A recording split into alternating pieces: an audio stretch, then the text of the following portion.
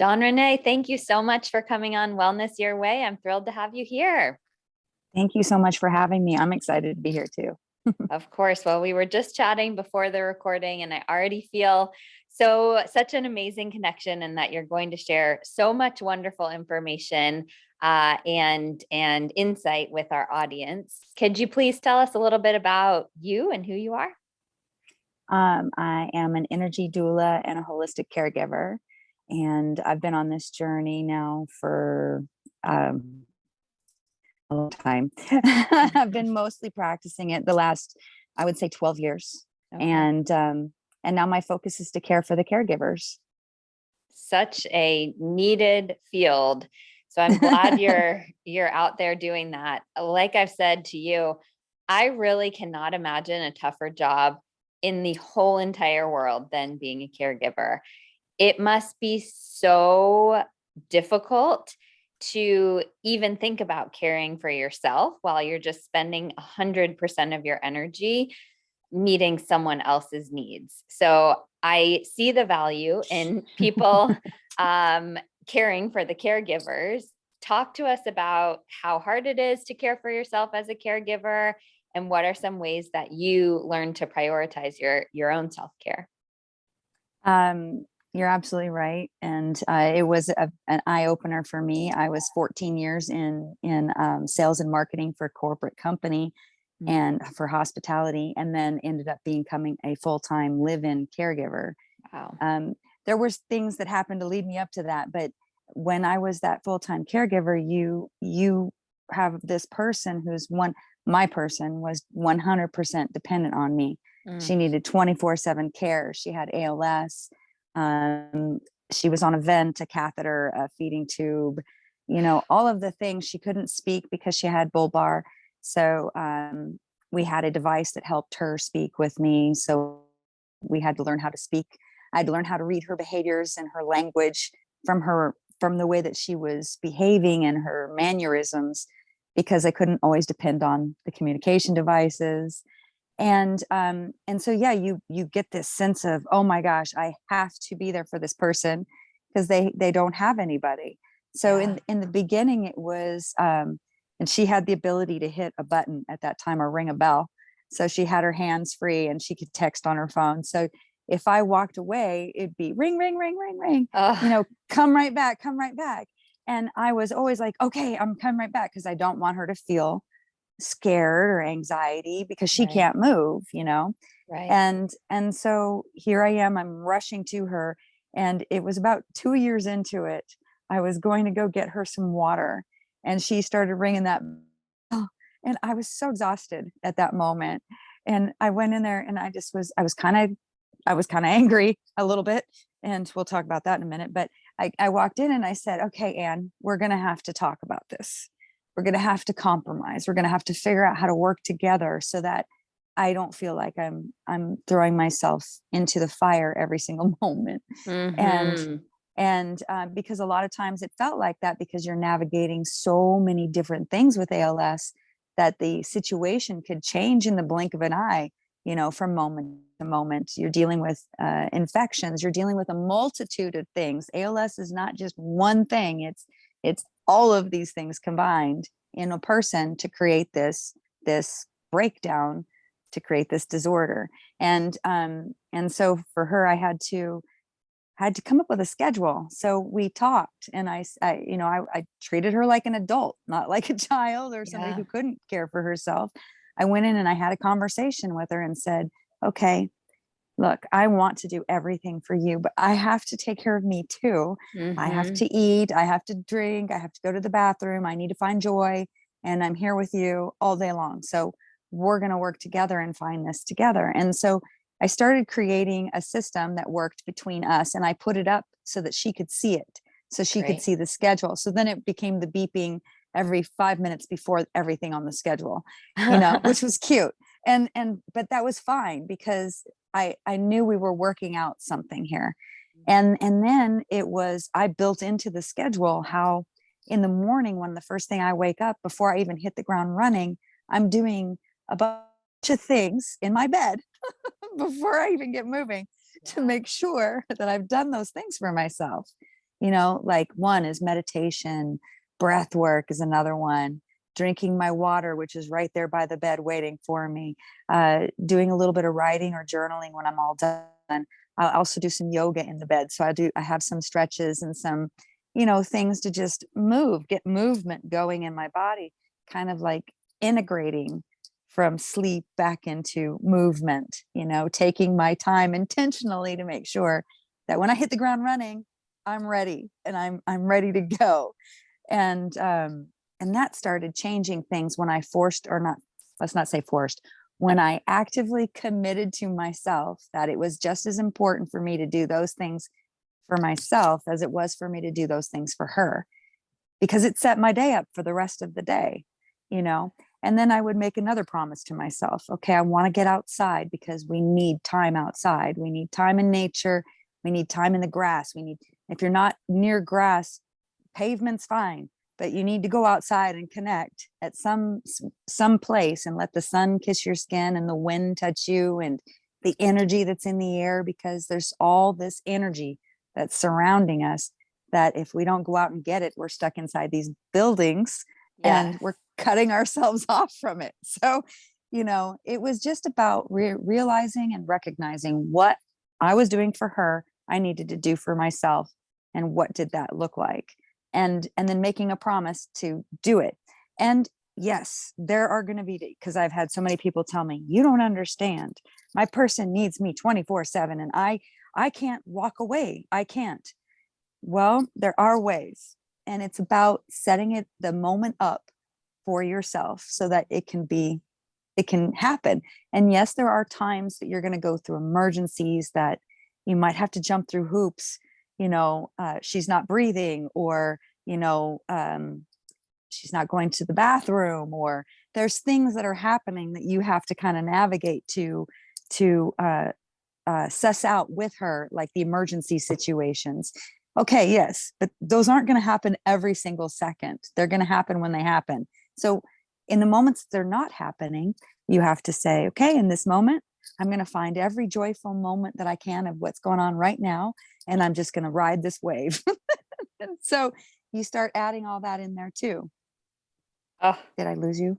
No, I absolutely love this. Can you still Okay, hear me? I thought it froze for a minute. Yeah, I thought it No, froze for a minute and I was like, oh God. no, you're here and I'm just taking it all in. In fact, I'm frantically scribbling notes of questions that I want to ask you from that. Okay. This was such an amazing start. I was reflecting on all the clients that I have who have kids of all ages. And it's different to be a caregiver as a parent to, or any kind of caregiver to a child than to an ailing person. But in some ways, it's similar. And Yes. oftentimes they'll tell me, I can't take a moment for my day.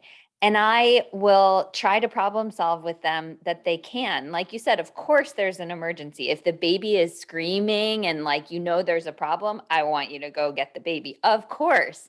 Yes. But there is a need for every single one of us to take those moments in our day for us. I believe particularly in the morning. So I love that you do it in the bed. And I think it's possible even in the hardest situations, just moments here and there. Just moments. You're collecting moments. I think what happens is that we get ahead of ourselves and we say, it's the end goal. What's the end goal of what I'm trying to get to, rather than what's the next step? You don't have to necessarily get to the end goal right now. You just have to get to the next step and expand from there.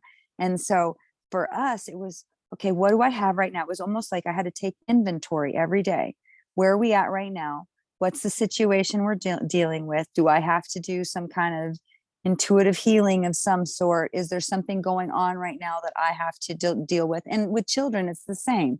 Yeah. And when you're dealing with ALS, it's kind of like an adult child, because you can't take that baby with you. She's, she was 120 pounds. I couldn't do it by myself. And for the first 2 years, I literally was her number one caregiver. Wow. And then her husband, and even my husband would come in and help. But those were the things that I had to learn how to do. Is, okay, I need 5 minutes to go outside and just breathe I Yes. just want to go outside and do some breathing exercises. Give me 5 minutes to go reset, recenter, and refocus, because Yes. you might be going through a situation where you're hungry, you're Right. angry, you're lonely, you're tired. I love that HALT acronym. It's like one of Yes. those great psychology acronyms that address yourself first. Take inventory with what's going on in your body.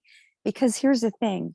Yes, the baby might be crying and you might have to go and give something to the baby to soothe them. And then maybe the baby can sit for a minute and try to figure out how to self-soothe too, and maybe you've done everything for the baby and the baby is just having a tantrum. And Mhm. sometimes you have to let that journey happen. And Yes. that part of the journey I had to learn was not my responsibility. It was so bad that I wouldn't take vacations Mm. because I was afraid to leave. and so Right. and so we finally would get to the place of, okay, I can take a vacation and Mhm. we can set this up to where we've got people in place. Might bring a might bring a house cleaner in to come clean the house, to take that responsibility off my Yeah. plate for a minute. Might have somebody come do the lawn care, and might set up somebody to do the grocery shopping and to do the meal preps, to do all those things, and then figure out what can who's available that can handle the technical stuff that needs to be handled. Because when you're dealing with ALS, you're dealing with a lot of technical things. It's not, Mhm. you know, you can't really just pass this baby off. Yeah. You're going to need a specific technical hands-on kind of approach. And so for those situations, it's about finding those people. And so literally I interviewed 20 caregivers Oh, to find the one caregiver that could be me if I wow. left for a week, you Wow. know? And then there was the other thing. I had to have faith. I Yeah. had to have trust and Mhm. and belief that no matter what was going on with my person's journey, that was her journey. Yeah. And even if I'm with her holding her hand the whole way, I cannot personally take the responsibility on of her, of what's happening with her, because that's her journey. I can hold her hand and I can walk with her, but if she starts going down a dark deep rabbit hole, I can still only hold her hand and be there Mhm. like the lighthouse and stand there with the light and say, okay, I'm going to anchor with the light and I'm going to stand right here and I'm just going to hold my hand out. So keep walking towards me, you know, and Wow. and it comes down to mindset and it comes down to willpower and Oh, my goodness. a whole So other good. topic. No, it's so good. We can go anywhere we want to. I think since you and I are unfortunately intimately familiar with ALS, I think we should define that or introduce it to the audience who luckily Sure. doesn't know what ALS is, because thank goodness it is still a relatively rare disease. In my words, it's a terrible condition where your body just stops working. You lose musculoskeletal control. You, in many different cases, are not able to eat the same way, are not able to communicate the same way, speak the same way, move your extremities in many cases, some ways, but your brain is still totally online. And so your body's crumbling and your brain is still there. Can you describe what your experience with ALS was like, or anything you want to share there? Absolutely. When I first was thrown into it, because this was a friend that I had met 3 years prior, we lost contact. My husband and I are actually singers. This is going to be a little bit of a turnaround until I get back to where your question is, but just to kind of set the stage. Anne was walking and talking when I met her, and then we didn't see them again 3 years till 3 years later. My husband and I are in a duo, and we sing music. We write songs about our caregiving journey. We write songs to help bring healing. We write songs to bring hope back to the spirit. We write songs to make fun of a lot of society stuff that gets us going down rabbit holes. I love it. We try to bring lightheartedness and a heart-centered focus to the music. So the reason I'm telling you this is because it's how I met Anne. Anne and Marvin came to see us at our first gig, and then 3 years later, or 3 years go by and we didn't see them at all. And I was challenged to do the ice bucket challenge. So we did the ice bucket challenge. And at that time, I had no idea what ALS was. And so I told my husband, I said, we need to research this, because what are we doing this ice bucket challenge for? I want to know. And so we did the ice bucket challenge and found out about the disorder and disease, that it was everything that you just said. You're online with your mind and everything else goes. And, 3 years later, we're singing at a gig at a restaurant an hour outside of Nashville, and just happens to be the best friends of those two people that we met 3 years prior. And so the owner keeps texting and saying, you've got to come see these two sing, because they're in music and advertising. And so she thought they should come see us. Well, he says, I can't. I'm in the hospital. My wife just was diagnosed with ALS. They're saying she won't make it through the night, let alone the week. I don't want to leave her. Yeah. And so his friend would not give up. She said, nope, you have to come meet them. And she texted him 11 times. Oh my goodness. 11 times of all the numbers, 11 times. And so 11 times she texts him. And finally he says, okay. And he drives an hour. Wow. It's 9 o'clock at night. By the time he gets to us, we're finished. We're at 10 o'clock at night. We're done with our show. And he comes in, but we want to give him our time because he drove all this way. And I didn't recognize him because he'd gained so much weight. So not that that's funny. It wasn't funny. It was because of his situation. And so we sit down and we talk with him, and we just, and we start to reconnect. And then he tells us about his wife in the hospital with ALS. He takes us into the hospital the next day, because I said, I want to come meet her. Yeah. So we come into the hospital, and of course she remembered us right away. And she says, I'm from Nova Scotia. And I said, oh my gosh, it's you. And so we're talking to them about this ALS situation. And I looked at both of them and I said, how are you going to do this? How are you going? I'm looking at her husband going, how are you going to take care of her? And I had just realized that these are the people that we had met 3 years before. Wow. And at that time we were working for ourselves. We were doing marketing for ourselves and marketing for clients.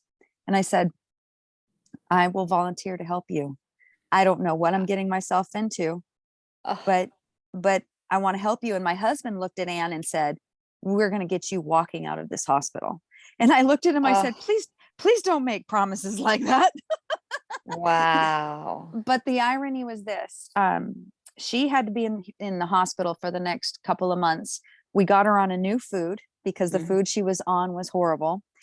It was an Ensure-based formula. And for an ALS patient, it's like the absolute worst thing you could give them. It had all the triggers. It had the soy, the wheat, the corn syrup, the sugar, just the food everything. dyes.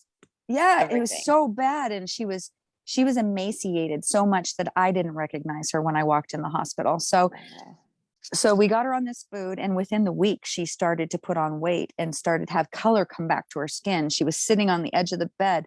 We got her walking again. We had her walking out of that hospital. She did walk out of that hospital. She walked for the next until September. And then she fell again. So my experience coming into this caregiving thing was taking on an ALS patient who had a vent, a trach, a feeding tube at that time. She did not have a catheter at that time. She was still, able to walk and use her hands. She was not able to talk.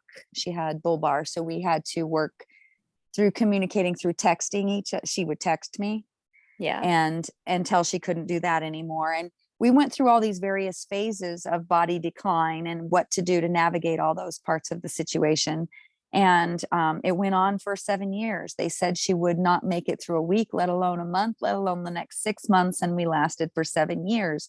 So the caregiving part was kind of like taking me and throwing me into the fire and saying, figure out how to get out, and there's a path out, but you don't know what it is. Yeah.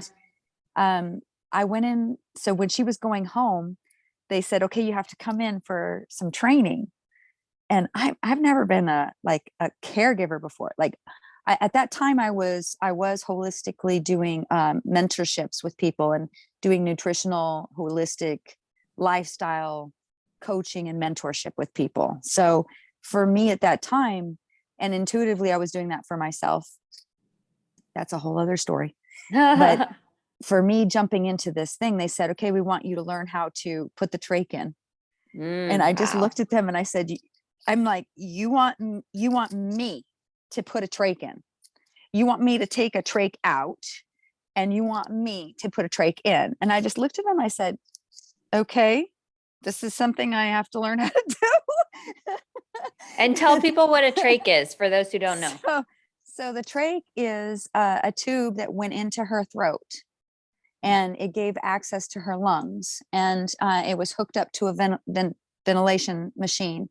And the vent machine, because Anne was such a strong personality, she was the boss. So having a woman who is known as the boss, going from being the boss to being completely 100% dependent, it was quite the transition, emotionally, spiritually, all by itself. So not only was I navigating a spiritual, emotional battle within what she was dealing with, but also this fear of the unknown and uncertainty of, what in the world have I got myself into? Yes. I have to put this tube in your throat. And then that wasn't it. That wasn't all. That wasn't it. I had to also learn how to do a thing called cough assist. And cough assist is what helps pull out the secretions and the mucus out of her lungs. Because when you're dealing with chronic illness with like something like this, your body, it has a defense mechanism, and it puts out secretions all the time. So the secretions that you experience, that mucus that you experience, if you're experiencing it, you're doing that all day long, that is stuff that your body is creating to protect you. Yes. And so the more that you have damage and the more that you're dealing with things, the more your body tries to protect you. And so cough assist became a lifeline for us. And so here I am, never knowing how to do these things, never having formal training.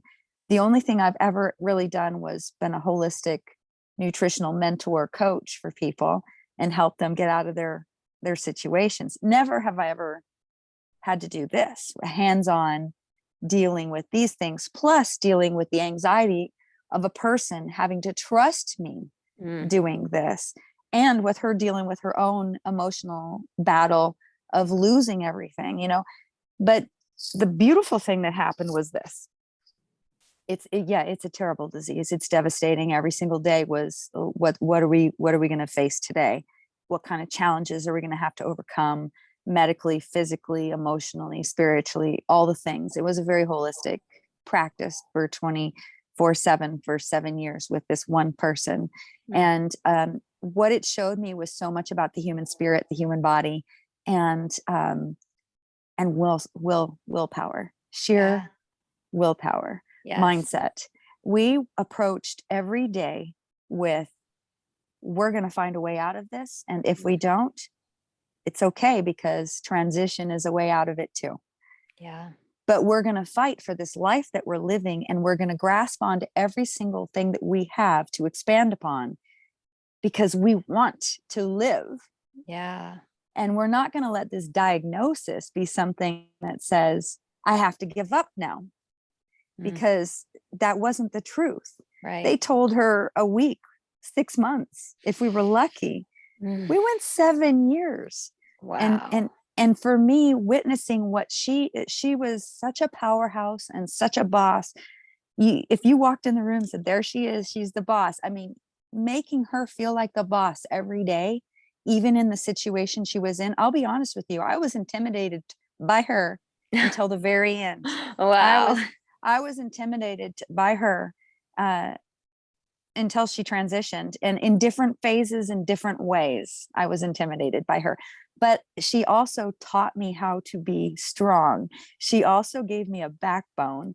She also taught me how to become an advocate for her and speak for her. She taught me how to, the journey was as much for her as it was for me. It was for both of us, what we were learning. And ultimately, it was teaching me that you, as a caregiver, have to give yourself the care and the love that you give that person, because their journey is dependent on your journey just as much as your journey is dependent on their journey. It goes together.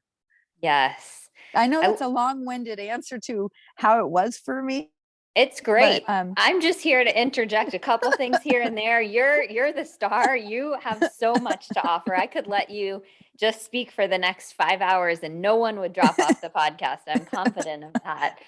you're As you sweet. were talking, I was really kind of struck that it might be a blessing in disguise that you were unfamiliar with ALS and unfamiliar with the caregiving world going into it.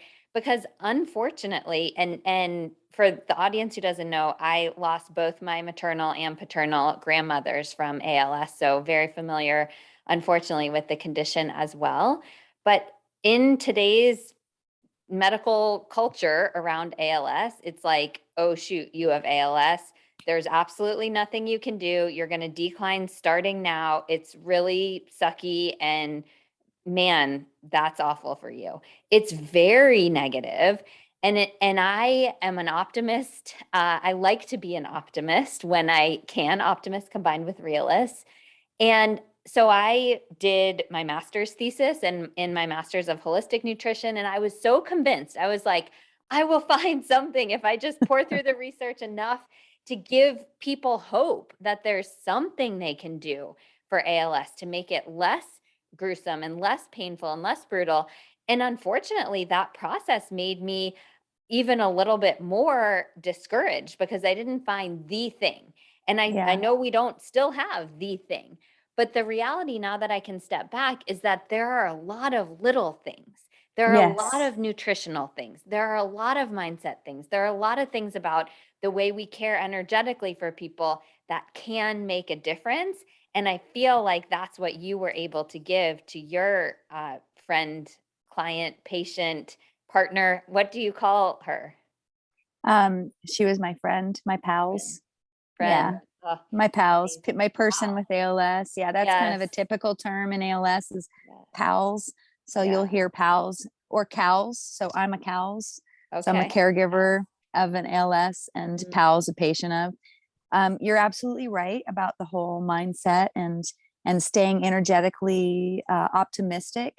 We never once, maybe one time in there, she wanted to die. Most of it, majority of it, over the 7 years, every single day she smiled.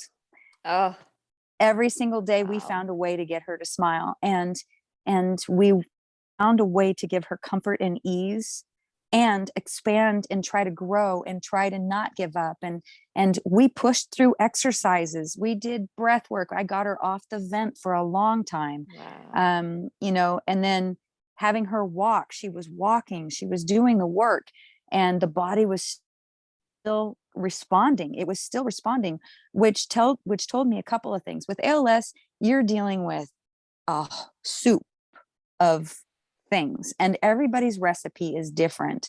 I can tell you what the suspects are. The suspects are concussions. If you get concussions a lot, if you're around heavy metals a lot. So that's Mhm. why, military bases, people would come up with ALS, concussions, football players or sports figures.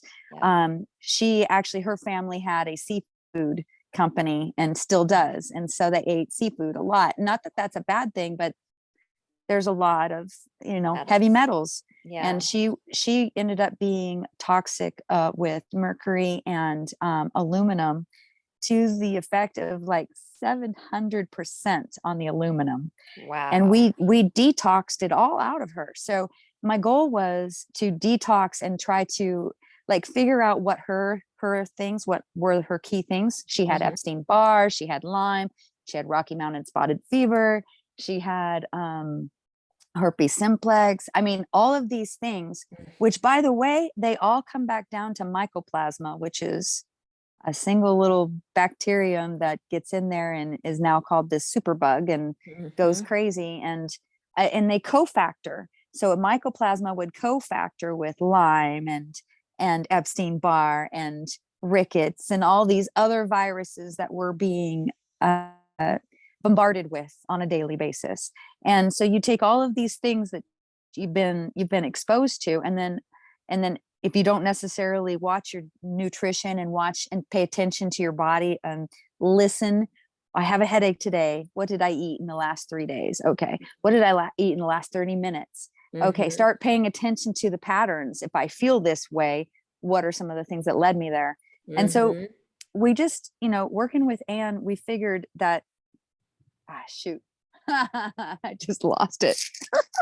You're okay. No, you still have it. So you were saying the mercury buildup and the Yes, aluminum buildup aluminum. and the food and all of Yes, this kind of okay. stuff, how you were able to detoxify her and add some more life to her life.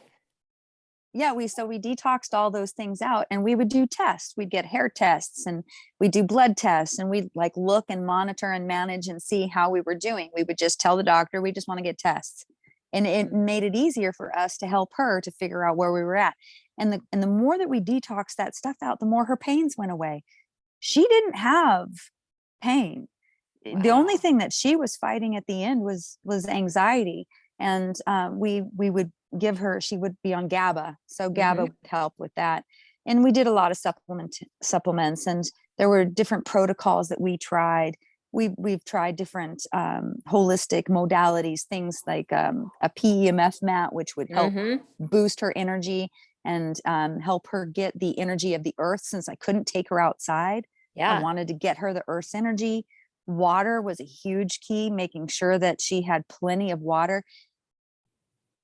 If she got behind on water, I knew it, because when I came in on Monday, either one, she wasn't going to the bathroom as much, or Mhm. two, she would get constipated, Yep. or three, her skin would dry up, or four, she would start getting loopy and acting a little funny, because it Mhm. would lead to a UTI, which would lead to sepsis. So keeping Mm. that water on a schedule and making sure she was getting that, getting her minerals, like we would supplement with minerals. Yeah. Personal favorite is ion minerals, love them, and Yeah. shilajit and ion are my favorite minerals to use.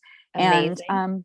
we would give her those all the time. And just a quick little story on that, um, when she would go into the hospital, because they would follow their protocols and we would have to follow their things, and there was a lot of times there where I was afraid to speak up and afraid to stand up and say, no, she needs this. and Mm. and I know she needs this. Yeah. But towards like the last 2 years, I had gotten to the point where the doctors called, the people on the wing, the nurses wing of the ICU, called me the little one. They'd say, oh, she's back, because we would come in every few months with some kind of infection. And so they go, oh, she's here. The little one's here. I'm not sure what they meant by that. But anyway, Hmm. it was funny. But what happened was I started standing up. I Yeah. started speaking out. I started saying, look, she needs minerals. And if you're not Yeah. going to let me put it in her water, I'm putting it on her skin, because I need her to get these minerals. And literally, her oxygen rate would be like at 90 or 88. And as soon Mm. as I'd give her the mineral in the water, in 30 minutes, she'd be at 98% every Mhm. single time, every time. And I'd be like looking at the doctors going, are you not witnessing this? Do you not see what's happening here? I just gave her minerals and now she's back up to 98%. You know, Mhm. for 7 years, she baffled those doctors, because Mm. we would practice all of these little extra things. I use essential oils. I use all natural methods and things to help give her bridges Yeah. to healing and to comfort and ease. It was Mhm. all about, how can I help give you bridges for comfort and ease? Bed sores, that was another thing. We didn't have bed sores unless we went to a hospital. And then Mm. we always come home with a hospital, and or with a not with a That's hospital, but so we'd always come home with a bed sore. yeah. And then I'd have to help her get through those bed sores. Mhm. And so we had a protocol for doing that, you Yeah. know. And so we just would walk through all of these instances and try to help her with that. What I discovered with healing ALS is that every single person is different. Yeah. We were able to detox all of the heavy metals out, but the heavy metals had done their damage. Yeah. So there's only so much functionality we were able to get back.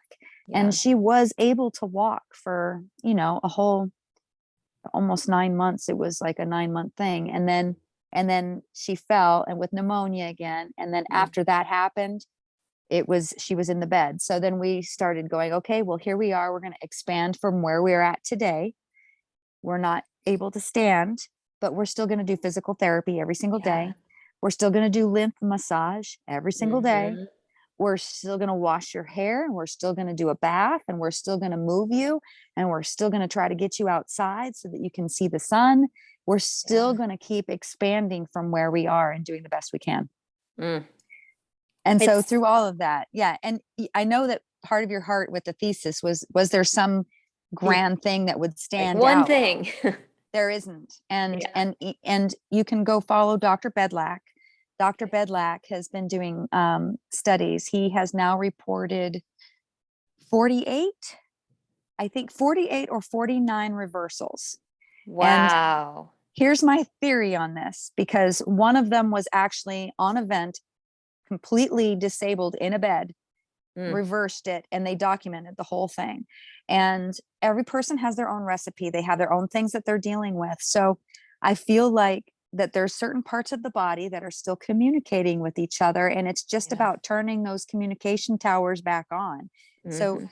with ALS, you're dealing with a lot of cell disruption. Mhm. You've got cell disruption. It could be from toxicity, it could be from glyphosates, it could be from Mhm. pesticides, glyphosates, it could be, Yep. it could be all of these little triggers that are going into our body saying, hey, I'm having to deal with this foreign entity right now, so I'm busy. You're going to have to leave me alone while I deal with this. And so you're on your own.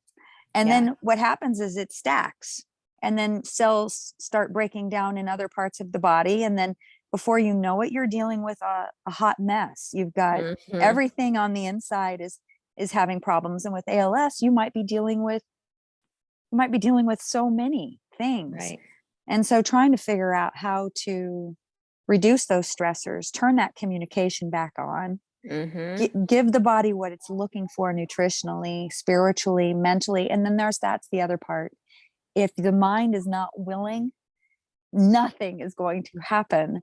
And Yes. that's the thing with her and her spirit. I felt like for 7 years, she was a driving force every day. We're going to figure this puzzle out.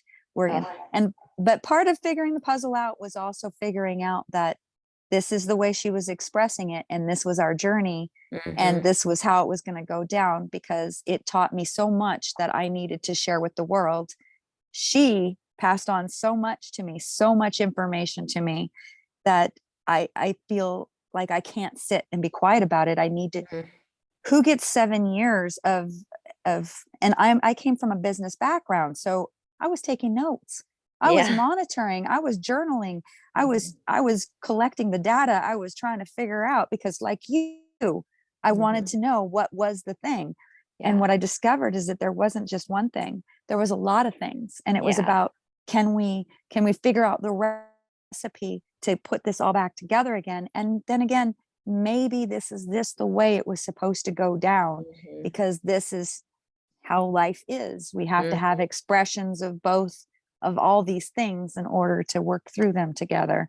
Mm. You know, and it, to Yes. me, it was a tragedy, and a comedy, and a romance, and Mhm. a beautiful journey. It was all of the things encompassed into one thing. You Wow. couldn't have one without the other, you Right. know.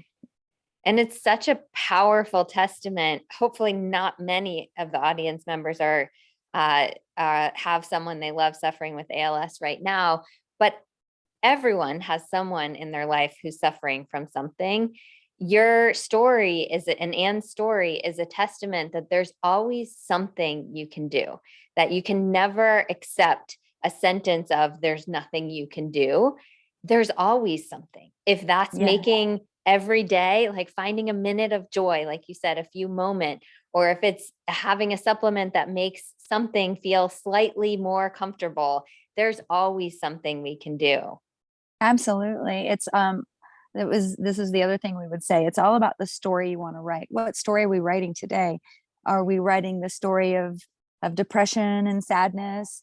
Oh Mm. man, I have spent many, many days in Yeah. that Mhm. darkness. And I can honestly say that, and now I'm on the other side of that darkness. And it's not to Mhm. say I won't go through darkness again, Right. but the good news is that I've been through so much that it's a lot easier to see the light and to hold on Mhm. to it and to stay anchored with it. Absolutely. Yes. Oh, amazing. Well, now you are focusing on caregivers and caring for the caregivers. So we touched on that a bit at the beginning, but for any caregivers in any form who are listening, can you leave them with some parting advice for taking care of themselves? I actually have a couple of things, and I'm going to Great. give them to you as handouts. One of them Oh, is wonderful. I've got the seven steps to self-care, Ooh, love which it. is what I recommend, that I wish everybody in the world would do this, because if everybody in the world did this, they would probably feel like a new person every Mhm. single day if they practiced that. And then the other thing I have is my favorite 10 daily self-care things. But Oh, the love it. 7 steps to self-care, the first thing is, and I'll just go through them really quick because I know there's a Sure. lot. The first thing is breath work, breathing. Mhm. We are spirit first. So for us, um, hold on a second. Somebody's trying to call me. Uh-oh. Okay. Okay, you're good. Okay. So breath Um, work. so breath work, the spirit. So with we cannot be we're not even here if we're not breathing. And Mhm. the first thing comes into us with life is Mhm. breath. Mhm. The spirit comes into Yes. us.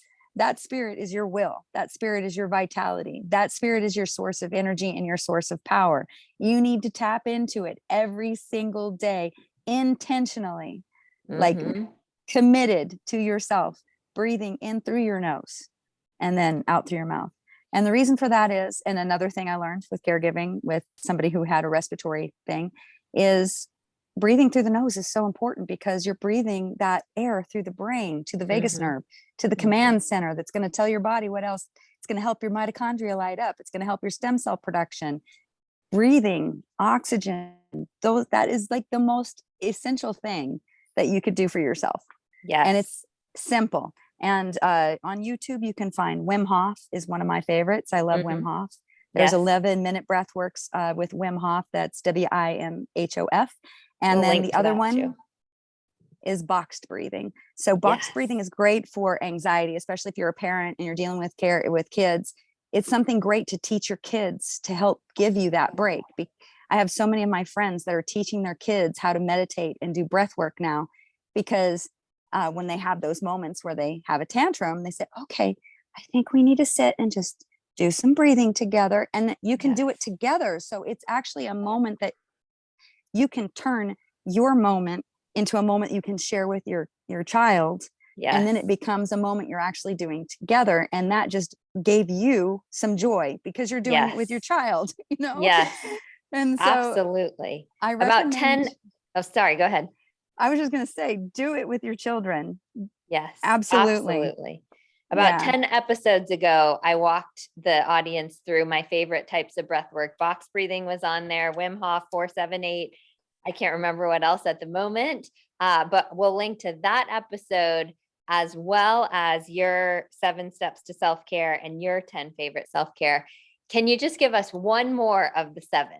Breathwork's um your favorite. What's one more? um I'm going to say meditate, because you've got to be, you got to get your, and meditation, it doesn't mean that you have to, everybody always like, I have to do something special. No, all it is just letting go of thought. Yeah. That's all it is. It's like, as soon as the thought comes in, acknowledge it and release it. Like, Yes. pretend you're planting a garden and you're just going to throw that little seed out there and you're going to let it go now, and don't give it any more thought. Just, Mm-hmm. and it's just a constant practice of recentering, refocus. That's all it is, and doing it for an extended period of time. And then you can start intentioning, and then you can start throwing in there your visualization, and after you start practicing how to just release and sit Yes. quietly. And so Yes. that would be my other top one. And that again is another one you can do with your kids, and it's Yes. great.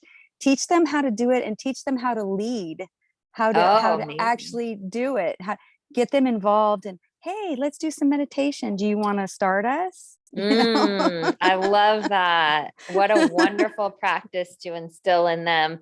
And don't worry about if they're doing it right, because there's no right, just teach them to- to do it in their own way. That's amazing. yeah, that's it. I'm definitely going to check out these 7 steps to self-care. We'll link the handout below and we'll link to all of your contact information. I know people will want to learn from you who are caregivers, and anyone potentially looking for a caregiver as well. We'll link to all of your services. Is there anything else, any other way you would direct viewers to get in touch with you or learn from you? They can come find me at travelingcaregivers.com or Amazing. on Instagram or Facebook, travelingcaregivers.com. And yeah, you can reach out to me. I'll get back to you as quick as I can. Well, I know the audience can feel the love and the spirit and the energy that you have. I certainly feel it. I feel that this was such a gift for me to interview you today. And I very much appreciate all that you're doing for the world and all that you shared with us today. Oh my gosh, thank you for what you're doing. And thank you for letting me be a voice for ALS with you, because it needs to be brought. Everybody needs to understand about ALS. There are people out there right now who need help, who need, Yeah. and maybe even it's just you helping them with their groceries, or like I said earlier, doing laundry. Yes. It not necessarily having to do the technical stuff. I used to have somebody that would come over and just make her laugh. They would dress up in Oh, costume. He'd come in a amazing. costume and he'd come in and make her laugh. Like once Wow. a week, he would come in and do that. So simple things like that, if you're dealing with a patient, Yes. can be very helpful. Oh, so amazing. Thank you again, Dawn-Renee. I appreciate you. Oh, thank you so much. I think I appreciate you.